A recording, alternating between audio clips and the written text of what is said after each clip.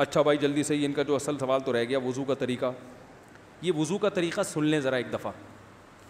وضو تو سب کو ہی کرنا آتا ہے, لیکن جو صحیح پراپر سنت طریقہ ہے نا اس سے لوگ وضو نہیں کرتے. نماز کا طریقہ تو بڑا لمبا ہے, اب وہ تو پوری کر کے دکھانا پڑے گا نا, تو وہ پھر کسی اور وقت انشاءاللہ. وضو میں جو ہے نا لوگ کیا کرتے ہیں, بہت زیادہ ہو گیا ہے, چھوٹے بچوں کا اور بڑوں کا لحاظ, یعنی تھوک اور ناک وغیرہ کپڑوں میں بدن پہ لگ جائے تو پاک ہوتے ہیں, نہ پاک ہوتے ہیں. اگر نماز پڑھنے بلی اگر پاؤں چاٹنا شروع کر دے تو پاک رہے گا, بلی کا جھوٹا پاک ہے.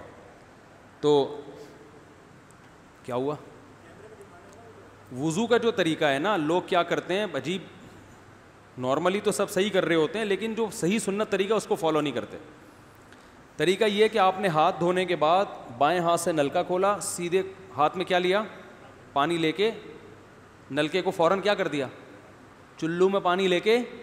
لوگ سمجھتے ہیں نلکا کھولنا تو سنت ہے, بند کرنا سنت. ارے بولو نا یار, نہیں ہے. تو کلی تو سیدھے ہاتھ سے کرنی ہے نا, تو الٹے ہاتھ سے آپ کیا کر دیں گے, نلکا بند. کیونکہ نبی صلی اللہ علیہ وسلم جب لوٹے سے پانی نکالتے تھے تو چلو میں پانی لے کے لوٹے کو سیدھا کر دیتے تھے. یہ نہیں کرتے تھے کہ لوٹے سے لوٹا اسی کیفیت میں اور پانی بہتا چلا جا رہا ہے. تو آپ نے نلکے کو لیفٹ ہاتھ سے کھولا اور چلو میں پانی لیا اور فوراً نلکے کو کیا کر دیا, بہت زور سے بھی بند نہ کریں, اس کا واشر خراب ہو جاتا ہے, بس آرام سے بند کر دیا. کیونکہ وہمی ہوں گے نا, وہ یوں کر کے کرتے رہیں گے, نلکے توڑ دیتے ہیں کہ بھئی ایک قطرہ بھی ضائع ہو گیا تو قیامت کے دن کہیں جہنم میں نہ پھینک دیں ہمیں, اس لیے پورے کوئی نمی بھی نہ آئے, تو تھوڑا سا بند کر دیں, ایک آدھ قطرہ ٹپکنے سے کچھ نہیں ہوتا. یہ لیا آپ نے, منہ میں کلی کی, مسواک کی, مسواک نہیں ہے تو انگلی سے دانت صاف کیے, غرارہ بھی کیا اگر روزہ نہیں ہے, ٹھیک ہے. پھر نلکا کھولا, پھر بند کیا, پھر کلی, اس طرح. پھر نلکا کھول کے دائیں ہاتھ میں پانی لیا, ناک میں نرم حصے تک پانی پہنچا کے اچھی طرح ناک کو صاف. اور نلکا پہلے وہ ویسے ہی بند ہو چکا ہے, اب ناک کو اچھی طرح صاف کریں سامنے والے کا خیال کر کے. آئی بات سامنے, سامنے تو یہ نہیں ہوتا, وہ ہوتا ہے سامنے, اس کا زیادہ خیال کرنا پڑتا ہے کیونکہ بس زیادہ تفصیل میں نہیں جاتا ہوں. تو چھوٹی انگلی سے اچھی طرح ناک کو صاف کیا, اس کی رطوبتیں نکالی, ٹھیک ہے. پھر نلکا کھولا, دوبارہ پانی لیا, پھر اسی طرح ناک میں بولو بھائی ڈالا, اور نلکا اسی وقت جب چلو میں پانی بھر گیا نلکا اسی وقت کیا کر دیا. اللہ نے 2 ہاتھ اسی لیے دیے ہیں کہ اس سے نلکا بند کیا جائے اور اس سے کیا کیا جائے, کھولا جائے. تو پھر یوں کیا, پھر 3 دفعہ, 6 چلو پانی خرچ ہوا نا, چلو اس کو کہتے ہیں, 6 چلو پانی خرچ ہو گیا. پھر آپ نے کیا کیا, نلکا کھولا لیفٹ ہاتھ سے, جو اصل طریقہ ہے وہ تو یہ ہے, سیدھے ہاتھ میں پانی لے کے نلکا بند کیا اور سیدھے ہاتھ سے پانی پیشانی پہ ڈال کے دونوں ہاتھوں سے پھیلا لیا. 3 دفعہ اس طرح کیا.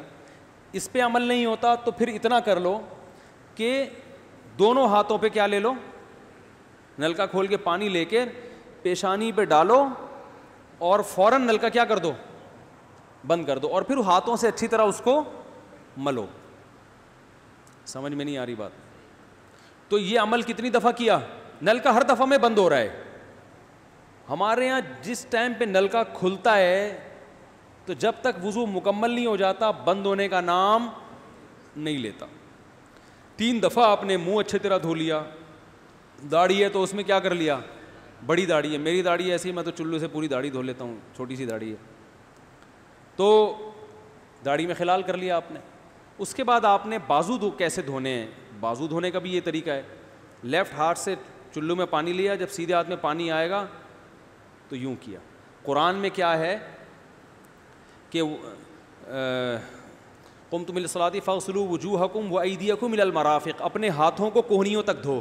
بتا دھونے کا عمل ہاتھ سے شروع ہوگا, ختم کہاں ہوگا, پانی یوں نہیں بہانا, اس طرح بہانا ہے پانی, یہاں سے یوں جائے.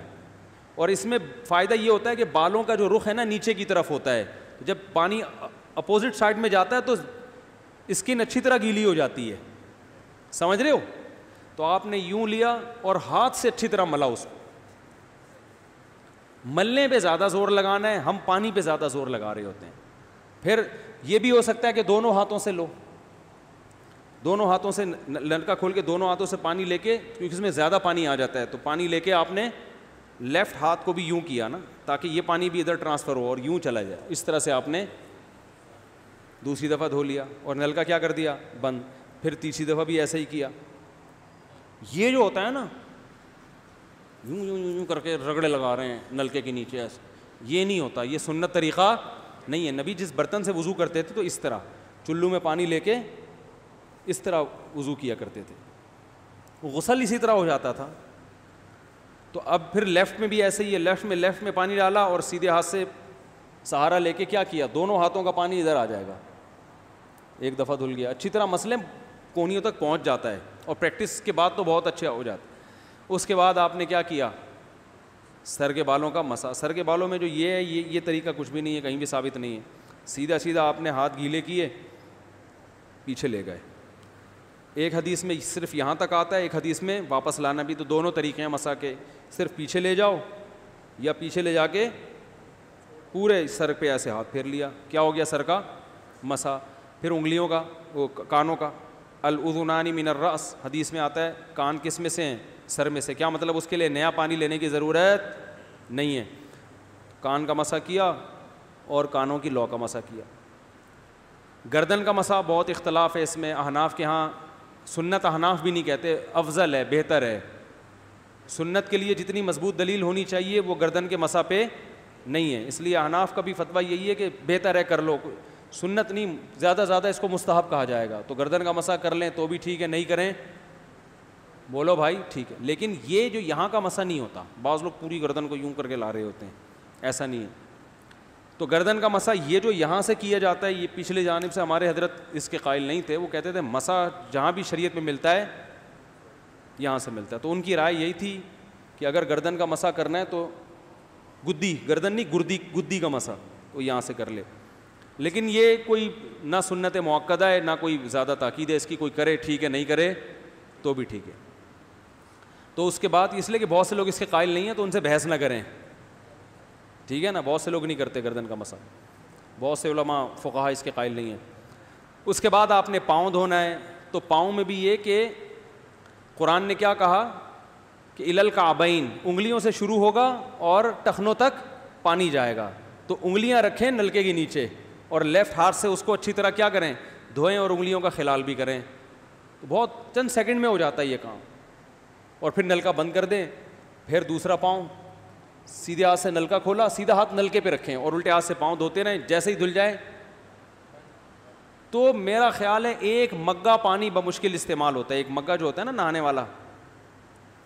لیکن آج اگر جو لوگ وضو کر رہے ہیں نا, ان کا پانی اگر آپ دیکھ لو تو بالٹیوں کی بالٹیاں خرچ کر رہے ہوتے ہیں, اور معذرت کے ساتھ کم بختوں کا وضو پھر بھی نہیں ہوتا. پھر بھی ان کو شک ہوتا ہے کہیں کوئی جگہ خشک نہ رہ گئی ہو. تو وہمی نہ بنے, اس طریقے سے وضو کریں, یہ سنت طریقہ ہے. اور قرآن میں بیان بھی یہی کیا کہ یہاں سے شروع کرو یہاں تک لے کے جاؤ. کافی ہو گیا میرا خیال ہے. اللہ تعالیٰ سمجھنے کی, عمل کرنے کی توفیق عطا فرمائے. وما علینا الا البلاغ.